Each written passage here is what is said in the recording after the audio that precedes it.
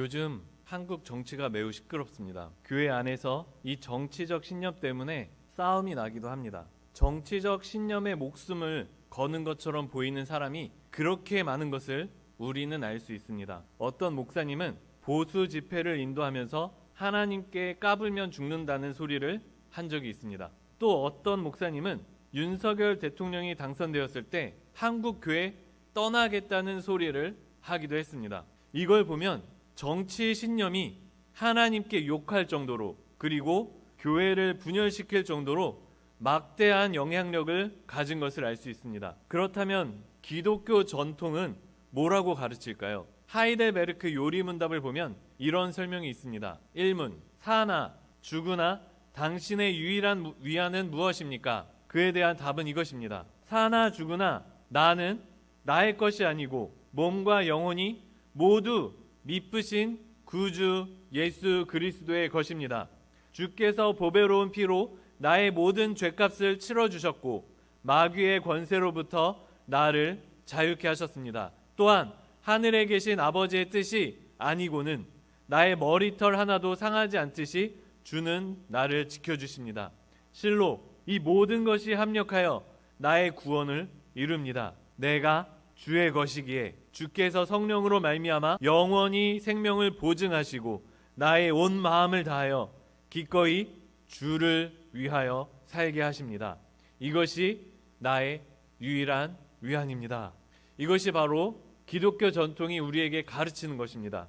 우리의 위안은 우리의 정치 신념이 아닙니다. 하이델베르크 요리문답에 의하면 우리의 위안은 주를 위하여 사는 것이라고 말합니다. 여기서 우리는 신앙과 신념에 대해 다시 생각해 보아야 합니다. 한국 교회의 많은 문제점들, 갈등들은 상당수 신앙과 신념을 제대로 구분하지 못해서 생기는 것입니다. 예를 들어서 아까도 이야기를 했지만 정치적 신념을 신앙으로 알고 사는 사람들이 있습니다. 그런데 제가 생각하는 기독교인의 정치는 예수 안에서 하나가 되는 것입니다. 대통령 탄핵 반대 집회를 다녀온 사람과 대통령 탄핵 집회를 다녀온 사람이 만나서 서로에게 고생했다, 대한민국을 하나님 나라로 만들기 위해 당신도 그리고 나도 잘 노력했다라고 칭찬해 주는 것입니다. 생각과 방향은 달라도 결국 대한민국을 위한다는 하나의 같은 목적으로 집회에 다녀온 것이기 때문에 나와 다른 정치 신념을 가지고 있어도 잘했습니다, 고생하셨습니다, 서로를 격려하고 칭찬해 줄 수 있어야 한다는 것입니다. 그런데 나와 생각과 신념이 다른 사람이라고 대화도 하지 않고 같은 국민으로도 보지도 않는 것은 올바른 기독교인의 모습이 아니라는 것입니다. 여기서 중요한 것이 무엇이냐면 그렇기 때문에 우리는 신앙과 신념을 구분할 줄 알아야 한다는 것입니다. 첫째로 서로의 신념을 포용할 줄 알아야 합니다. 로마서 14장은 기본적으로 신앙과 신념에 대한 이야기입니다. 함께 읽어보겠습니다. 믿음이 연약한 자를 너희가 받되 그의 의견을 비판하지 말라. 어떤 사람은 모든 것을 먹을 만한 믿음이 있고 믿음이 연약한 자는 채소만 먹느니라. 먹는 자는 먹지 않는 자를 업신여기지 말고 먹지 않는 자는 먹는 자를 비판하지 말라. 이는 하나님이 그를 받으셨음이라. 남의 하인을 비판하는 너는 누구냐? 그가 서 있는 것이나 넘어지는 것이 자기 주인에게 있음에 그가 세움을 받으리니 이는 그를 세우시는 권능이 주께 있음이라. 어떤 사람은 이 날을 저 날보다 낮게 여기고 어떤 사람은 모든 날을 같게 여기나니 각각 자기 마음으로 확정할지니라. 나를 중히 여기는 자도 주를 위하여 중히 여기고 먹는 자도 주를 위하여 먹으니 이는 하나님께 감사하며 먹지 않는 자도 주를 위하여 먹지 아니하며 하나님께 감사하느니라.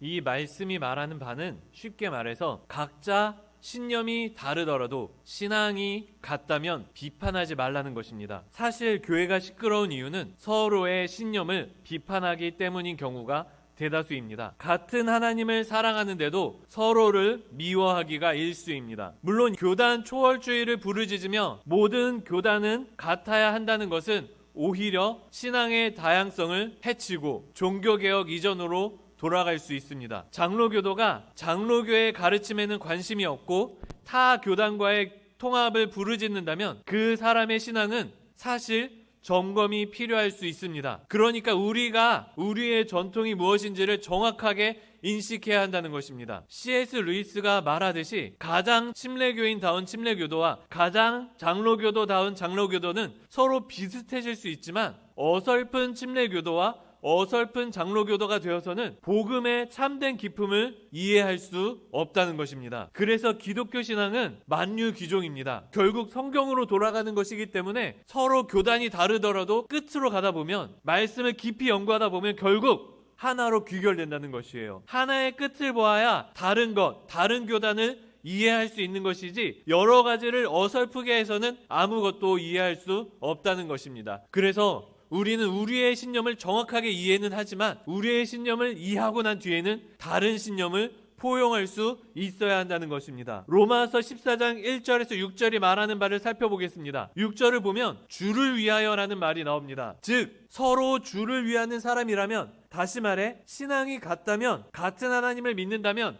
같은 그리스도인이라면 비판하지 말라는 것입니다. 1절에서 3절까지 그리고 5절 6절을 보면 다양한 신념이 나옵니다. 일요일이나 토요일을 중하게 여겨서 그날 예배를 드리는 사람의 신념과 그리스도의 부활 이후 모든 날을 다 중요하게 여겨서 매일 예배해야 한다는 사람의 신념이 있습니다. 우상에 바쳐진 음식은 먹지 말아야 한다는 신념과 우상에 바쳐졌어도 결국 하나님으로부터 온 것이기에 자유해야 한다는 신념이 있습니다. 다양한 신념이 있어요. 바울은 말하기를 삶의 방식, 적용, 신념이 다르더라도 신앙이 같다면 서로를 인정하고 비판해서는 안 된다는 것입니다. 왜냐? 삶의 목적이 같기 때문입니다. 똑같이 주를 위해서 하는 것이기 때문이라는 것입니다. 교회에서도 비슷합니다. 어떤 목사님은 나라를 살리기 위해 대통령 탄핵 반대 시위를 참석해야 한다고 말합니다. 또 어떤 목사님은 탄핵 반대 교회들이 기독교를 다 죽이고 있다고 말합니다. 교회가 정치 참여를 해야 한다는 목사가 있고 교회가 정치 참여를 하면 안 된다는 목사도 있습니다. 서로 그리스도인이면서 어떻게 그러냐, 어떻게 이런 생각을 하냐, 그리스도인이면서 어떻게 진보를 지지하느냐, 그리스도인이면서 어떻게 보수를 지지하느냐라고 총질하고 비난합니다. 그런데 여기서 문제가 되는 건 서로 이렇게 총질하기 바쁘다는 것입니다. 교회가 정치 참여해도 됩니다. 또 교회가 정치 참여를 안 해도 됩니다. 그런데 나와 생각이 다르다는 이유로 서로를 총질하면서 교회를 분열시키는 게 문제라는 것입니다. 그냥 자기들이 우리는 정치 참여하겠습니다 하면 됩니다. 다른 교회가 정치 참여 안 한다고 왜 안 하냐라고 욕한다거나 비난하다거나 이래서는 안 된다는 것입니다. 어떤 교회는 우리는 정치 참여를 하지 말아야 한다고 생각합니다. 그리고 자기들은 정치 참여 안 해도 돼요. 그런데 정치 참여하는 교회들을 가지고 왜 저 교회는 저 집회에 참석하느냐, 총질하고 비난해서는 안 된다는 것입니다. 그렇다면 왜 나와 다른 생각, 다른 신념을 가진 사람을 품어주어야 합니까? 로마서 14장 3절과 4절을 보면 그 이유가 나옵니다. 왜냐하면 하나님이 이 사람도 세우고 받으셨기 때문입니다. 하나님이 받으신 걸 우리가 버릴 수는 없습니다. 물론 교회 안에 내 마음에 안 드는 사람이 있습니다. 나와 생각이 다르고 신념이 다른 사람도 있습니다. 그런데 생각이 다른 건 아무 문제가 아니라는 것입니다. 왜냐하면 하나님이 그 사람도 세우고 받으셨기 때문이라는 것입니다. 그렇기 때문에 바울은 로마서 14장 후반부에 신념이 다른 형제가 상처받거나 넘어지지 않도록 주의해야 할 지침에 대해 말합니다. 우리나라의 예를 들자면 많은 그리스도인들이 술을 마시는 건 틀리다라고 생각을 합니다. 그런데 또 어떤 그리스도인들은 외국에서는 그리스도인들이 술 마시지 않냐라고 음주를 변호합니다. 많은 그리스도인들이 타투를 안 좋게 생각을 합니다. 그런데 어떤 그리스도인들은 교회를 오면서 Jesus loves me 이런 식으로 타투를 새기는 사람이 있습니다. 목사님도 그런 타투를 하는 걸 봤어요. 외국에서는. 그런데 만약 술 마셔도 된다고 생각하는 사람이 술을 마시면 안 된다고 생각하는 사람 앞에서 자유롭게 술을 마신다면 이것은 형제를 존중하지 않는 것이고 형제에게 상처를 줄 수 있는 것이니 바울은 그렇게 행동해서는 안 된다라고 말하는 것입니다. 만약에 내가 타투를 하는 것으로 내 옆에 있는 그리스도인 동료들이 상처를 받는다면 이걸 가리라는 것이에요. 정치도 마찬가지입니다. 형제에게 상처를 줄 수 있다면 조심해야 한다는 것입니다. 그동안 성도들이 형제에게 상처 주지 않기 위해서 교회 안에서는 정치 이야기를 하지 말자고 해왔던 것이 바로 이 이야기였습니다. 우리는 교회 안에서 형제에게 상처를 줄 수 있다면 조심해야 한다는 것입니다. 둘째로 신앙을 고수해야 합니다. 이제 로마서 14장 17절과 8절을 읽어보겠습니다. 여기서는 신앙에 대하여 이야기합니다. 우리 중에 누구든지 자기를 위하여 사는 자가 없고 자기를 위하여 죽는 자도 없도다. 우리가 살아도 주를 위하여 살고 죽어도 주를 위하여 죽나니 그러므로 사나 죽으나 우리가 주의 것이로다.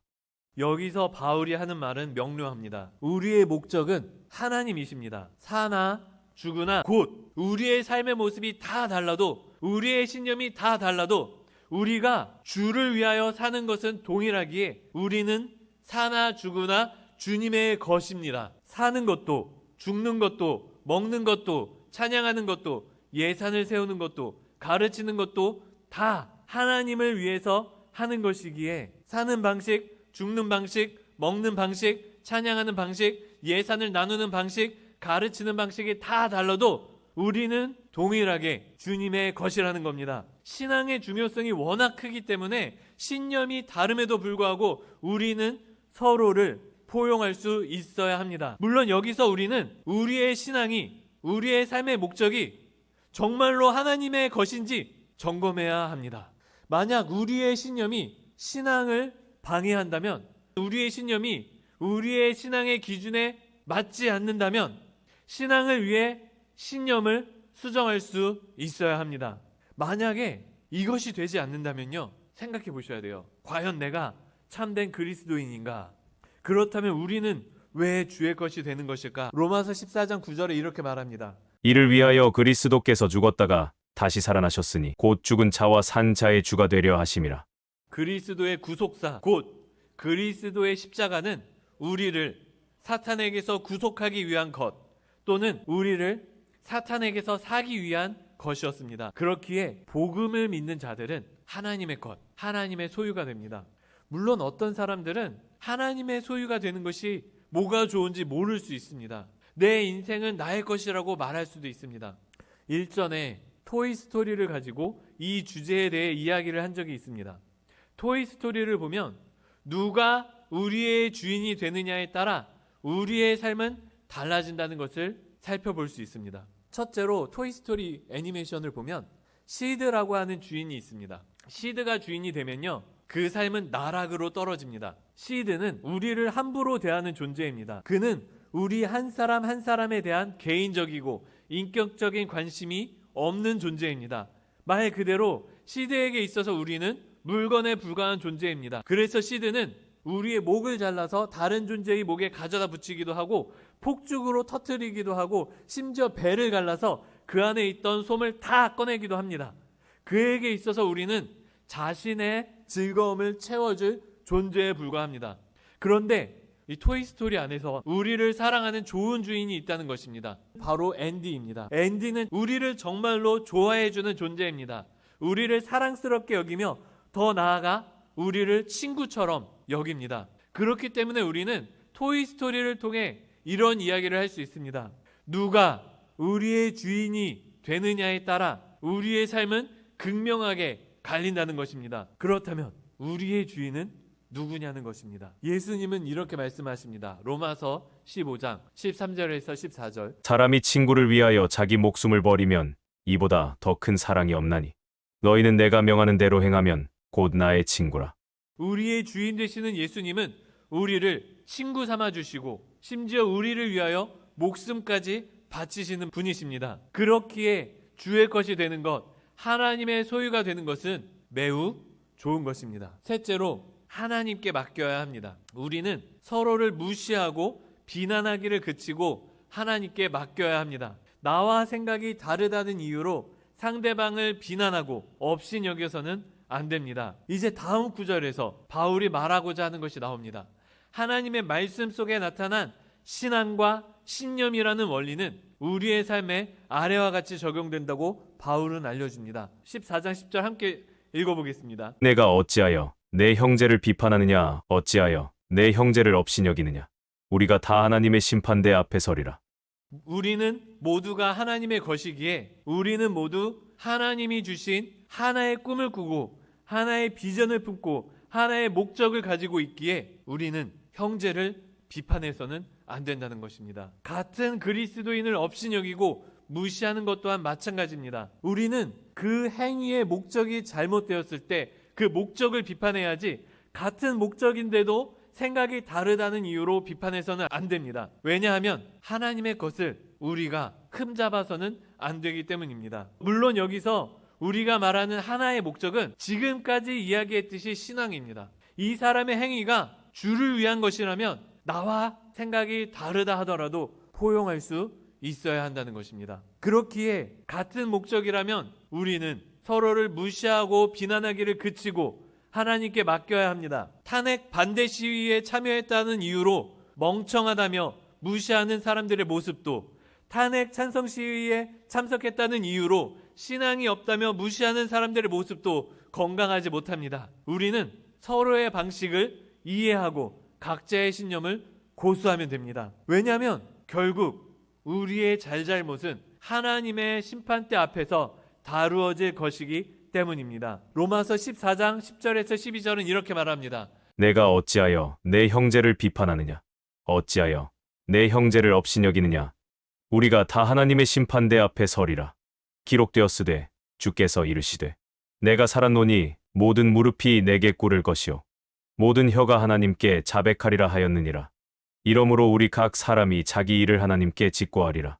결국 우리는 모두가 하나님의 심판대 앞에 설 것입니다. 즉 우리에게 문제가 있다면 하나님께서 직접 우리를 심판하실 것입니다. 그렇기에 우리가 형제를 비난하는 것은 하나님의 일을 침범하는 일이 되는 것입니다. 말씀을 정리하겠습니다. 첫째로 우리는 하나님의 것이고 사나 죽으나 우리의 목적과 의도는 하나님을 위한 것입니다. 둘째로 이것을 위해 그러니까 우리가 하나님의 소유가 되도록 그리스도께서 십자가를 지셨다는 것입니다. 셋째로 그렇기에 우리는 주를 위해서 산다는 그 목적에서 벗어나지만 않는다면 형제를 비난해서는 안 됩니다. 즉 신앙이 같다면 아무리 다르더라도 서로의 신념을 이해해 줄 수 있어야 합니다.